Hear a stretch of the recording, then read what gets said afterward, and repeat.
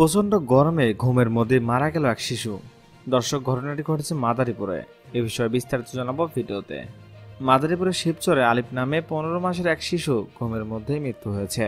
সোমবার দুপুরে ঘরে ঘুম পাড়িয়ে রেখে মা বাইরে গৃহস্থলীর কাজ শেষে কিছুক্ষণ ঘরে ফিরে দেখে শিশুটি অচেতন হয়ে আছে। উপজেলার দাত্তাপাড়া ইউনিয়নের মগল গ্রামে এই ঘটনা ঘটে। ধারণা করা হচ্ছে প্রচণ্ড গরমে তার মৃত্যু হয়েছে। সেই গ্রামে ওবায়দুল শরীফের একমাত্র সন্তান। স্থানীয় সূত্র থেকে জানা গেছে, সোমবার দুপুরে 12টার দিকে শিশু আলিফকে ঘুম পাড়িয়ে বাড়ির পাশে বাজারে আসেন এবং গৃহস্থলী কাজ করেন মা ডলি আক্তার। কিছুক্ষণ ঘরে ফিরে দেখেন শিশুটি অচেতন হয়ে গেছে। পরে তাকে স্থানীয় স্বাস্থ্যকেন্দ্রে নিয়ে যান, তবে এর আগে তার মৃত্যু হয়। বিদ্যুৎ না থাকায় ঘরের মধ্যে প্রচণ্ড গরমে শিশুটি ঘুমের মধ্যে মারা যায় বলে ধারণা করা হচ্ছে। এ সময় ঘরে অন্য কেউ ছিল না। পরিবারের বরাত দিয়ে প্রতিবেশী টিটু শরীফ নামে এক ব্যক্তি বলেন, প্রচণ্ড গরমের কারণে শিশুটির মৃত্যু হতে পারে বলে ধারণা করা হচ্ছে, কারণ শিশুটি সকালেও খেলাধুলা করেছে। খুবই চঞ্চল ছিল শিশুটি।